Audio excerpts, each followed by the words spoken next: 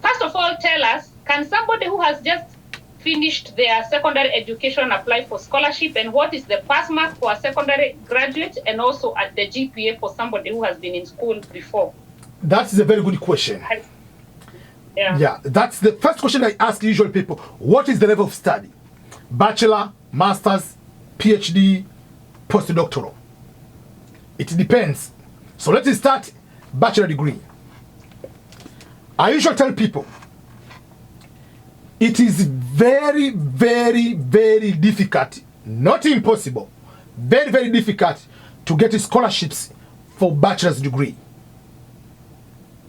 And I will give my advice usually to tell people, study bachelor degree in your own country and come apply for masters. Why I'm saying that way?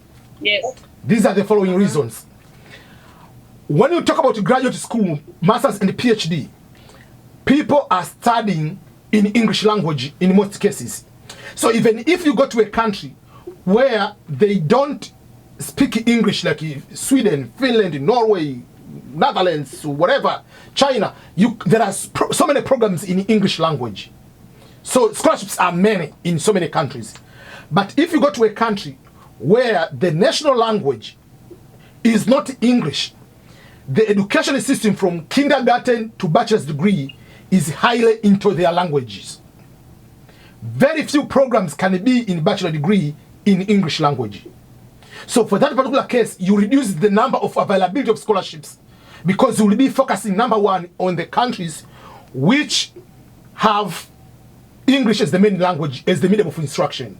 We are talking about United States. Yes. We are talking about Canada, exception of Quebec. We are talking about Quebec in French. We are talking about Australia, New Zealand, UK system, all of them. Few of them.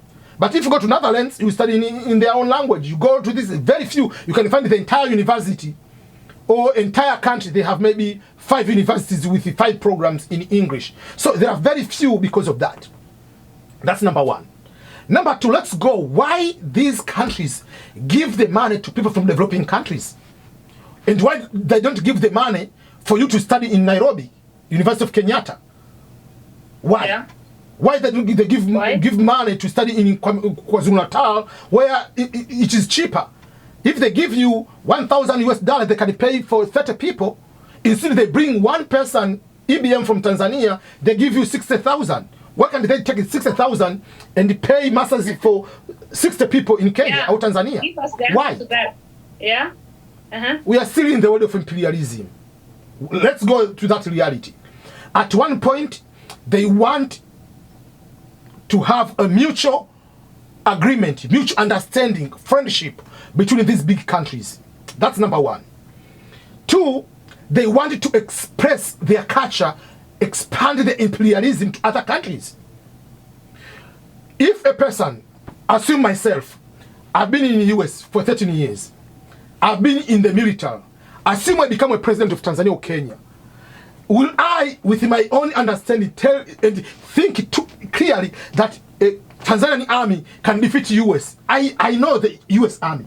I know the US military. I will not, so obviously, even I will never think about having a war with this country because I know the reality. And I know the ways of how we can be good friends. So for this one is helping for them to create leaders in the future who can have a mutual agreement and the understanding and the friendship. That is another thing. But also, they want people, also in another way, once you come here, your impact is not just for you to study. There are so many Americans, there are so many Canadians, there are so many Norwegians, so many people from other countries. They don't have opportunity to travel to Africa. They don't have opportunity to travel to Asia. So they bring Asia, they bring Africa to America. That means someone has opportunity to meet me. They know there is a country called Tanzania. They know about Ngorongoro. They might know about Swahili, even few words. They know about Kenya. So we become cultural ambassadors. So I'll come to talk about statement of purpose. Why should they give a scholarship? One of the items you have to explain is how are they going to benefit the department you are going to study or the university, but also the community around you. You are ambassador. That's why if I mess up myself here in America, it's not EBM, it's Tanzania and the Africans are messed up. because I'm ambassador. I'm not coming here. I'm not just me. If I do a very serious crime, crazy one. Yes, if I do a serious, I do a serious crime, I go to the prison on the television. Oh, the problem of Africans. Yeah. Just like the same Americans or white people, when they come to our country, they do something crazy. Oh, these are all white are this way. So when you are going to another country, you are representative, you are ambassador. So by being ambassador, we are helping also for them, those who don't have opportunity to go to other countries, for them to be tourists or to learn. They learn from actual people being here.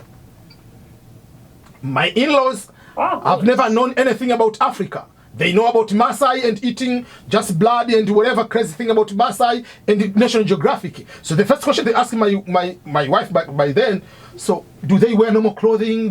What do they eat? Like, does he eat like those blood, like National Geographic? Those are this, because I've never seen any African in their life. So, but by being with them, they know me, so now they know so much things about Africa. And even something when we're making food, so they ask, don't remember to make kachumbari. They even request, even they know some words, they know food. So I'm ambassador in that way. So scholarships has that bigger impact, not just for you, it's bigger than yourself. But even if you stay here, you still need to have benefit. But if you go back, they believe that there are certain values, the catch of reading books, the catch of something, you can transform certain values or experience, you have said better things here, you can impact also your community or your country in another way. So, if that is the case, they are coming to look. The first thing I talked about when we started this discussion, I said, many countries, it is easier for someone to go up to bachelor degree because there is student loans, student opportunities in your own country. So if they want to help your country to bring some expert here and to go back to their countries to help more, so what will be the bigger impact? Someone to study bachelor degree, where you have the opportunity to study bachelor degree in your own country. But if someone with master's or PhD, that is highest level, will be having a bigger impact. So the focus is going more to graduate school. If someone comes to do masters, it will be more specialized than the people who don't have opportunity to do bachelor, masters in their own countries. So if you look over for the bigger impact of the economy or the development, they will focus more for graduate studies. But another thing is this way. If you come here, the impact of someone doing bachelor degree is minimal than someone who's doing masters or PhD. If you come in America, in US, we don't call it scholarship, we call it assistantship. You assist research, you assist teaching, you assist department work. Then they pay for your school fees, the tuition fees, and the living expenses.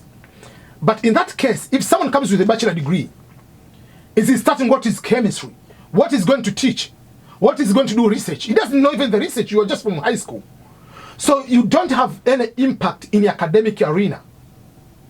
So why should they bring masters or PhD? Because they can help in research, they can help in other things. So that is something else. And even if you stay there in those countries, someone with masters and PhD will be having better. If you stay in those countries, you will still have the opportunity to have better impact. Sorry. The internet does not want us to hear what you have. Yeah, so I was saying, so if you come with the graduate. After that, if you come with the master's or PhD to study here, you were telling us about you will have a bigger impact. Let's say, for me, I continue to stay in America. Many Americans, yes, they have bachelor degree, or Canadians, they have bachelor degree. Yes, some they don't. But if you come for the masters, that means they think that as immigrants you can have bigger impact. But no, if you come for the bachelor, you just like any other bachelor person. So for the scholarship-wise, they want it for higher level. So you end up finding out what is the GPA? What is the GPA that they want? So for masters and PhD, you need to have upper second class. But there are some of the universities they say you must have. Some, no. By upper second class, if you are using GPA out of 5 GPA scale, is 3.5 and above. Yes, you can have a lower second, maybe 3.2, 3.3, 3.4, but not very, very too low until even you are fearing even to say your GPA. But you need to have any other extra thing. You need to have a good work experience. You need to have outstanding volunteering experience. You need to have other things which can be able to help you to guide you in general. So that is something. So for bachelor's degree, Like, I want to mention for bachelor's degree. So quicker way, when I say there are very few scholarships, in America, for instance, in the United States, there is one scholarship. I will send you the link and then you can put also on your comment for people to go through. It's called Berea College. B-E-R-E-A, Berea College. That is a college is in Kentucky.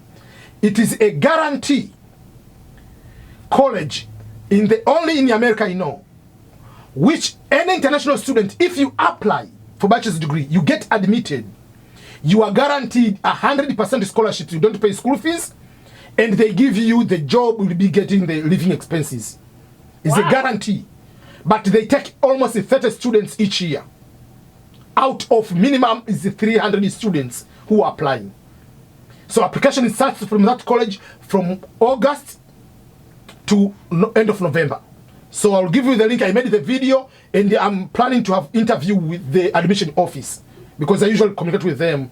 We want to go so in detail when the application starts or that. So the Berea College, out of that in America, you can get like fewer smaller percent here and there, but to get full scholarship for bachelor's degree is very, very difficult. You can get, I don't say it's impossible. I know there is one in Ugandan, got scholarship in another university, but tuition and fees, living expenses on her own. So which other universities can people apply for masters and for PhD? For example, the universities, if you can be able to give us a few of them. It's very easy. Let me start, let's say I'm giving an example, let's say in Canada. All public universities in Canada, they have scholarships for masters and PhD. All of them. Because these are big research institutions. What you need to do, go to the website, click prospective student. If you click prospective student, go international students and look on the international students, then look on the scholarships. If you don't find the scholarship there, if you want to apply for, let's say, masters in sociology, go to the department, then write email. I want to apply for this program. Do you have scholarships for international students? And if so, how much do you cover? Don't apply to any university if they don't say that. Because if you apply, they didn't say that, you are automatically considered a self-financing student. So that's number one. Oh, they need to see that first. They need to see that. No, I mean, they have that information. There is information. I'm saying if you don't see quicker, if you don't see, you can ask them. But the scholarships, they're already written there. So I'm giving you an example. Let's say if you apply PhD at University of Notre Dame, either it's called PC Studies and Psychology, PC Studies and Theology, PC Studies and Political Science, and PC Studies and something, you are guaranteed you'll be given 5 years granting for full funded program for PhD. So it is written on their website. So the only way they'll do, they'll not give you scholarship. So they don't admit you. So, but if you apply, and this they tell you these are the procedure to apply.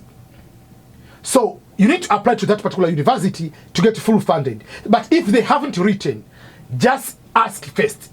Don't apply and ask for money like you are just like orphan somewhere. No, nobody will give you money after having admission and you don't have money. Because as I said, this is imperialism.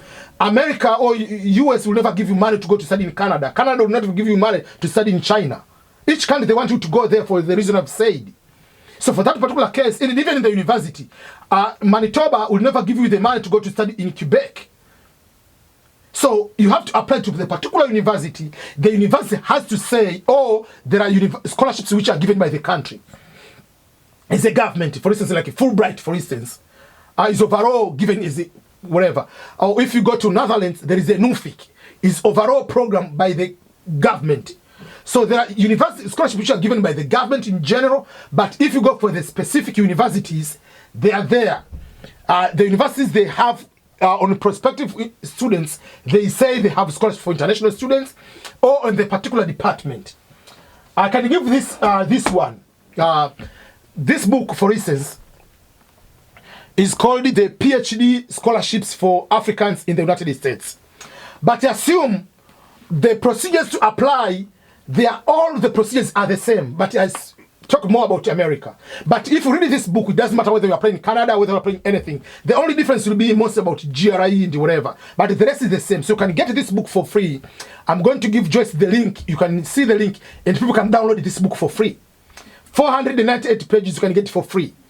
This book is divided into two major parts. The first part is talking about overall procedures to apply for scholarships, resume, how to write a competitive resume, how to write a statement of purpose. Everything is there. But the 60% of the book, it has the list of all the universities with scholarships in each department. For instance, if you want, let's say, this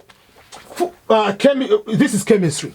If you wanted the full programs in chemistry, for instance, here, you will find all the universities and the links and how you can apply for chemistry. But this is for America, I'm giving you an example. So if it's for PhD, the same way, the same link, you can go and get the scholarship for masters. If you want political science, it will be here. If you want it for architecture, it will be here. If you want, so everything, it is here. For instance, mathematics, all the things, they are here. So this link, it can be able to be. So the list of the universities, all of them, for America, I have them. In Canada, I can give the links, I can send the links separate because I don't have the links in my head now, but I can give the links and specific programs. On the comments, I can come later to comment them. In Europe, I can put the, for instance, like Nuffic is for this one. Or you go to your countries and go to US Embassy website, there is Fulbright. How do you get the Fulbright? How do you get the other programs from America or other programs from embassy, from Canadian embassy, from Norwegian embassy? All those kind of things I can come and put in the comments if you want in specific.